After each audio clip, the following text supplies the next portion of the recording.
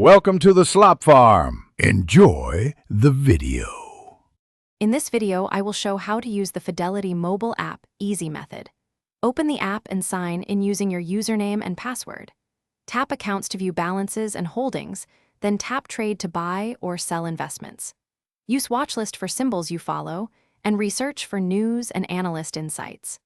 Enable Touch ID or Face ID in settings for faster secure access, and set alerts to track price movements.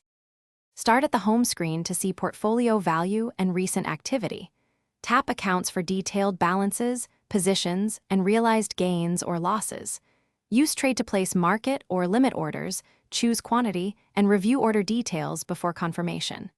Access transfers to move money between accounts or to an external bank. Check messages for alerts and statements. Bookmark help for quick tutorials and contact options.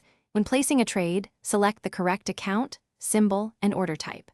For a market order, the trade executes at the next available price, while limit orders set your maximum or minimum price. Review estimated fees and total cost before you submit. Monitor open orders in the Orders tab and cancel, if necessary. Use fractional shares to buy portions of an expensive stock and enable recurring investments to average cost over time. Thanks for watching. Consider subscribing if we helped you today.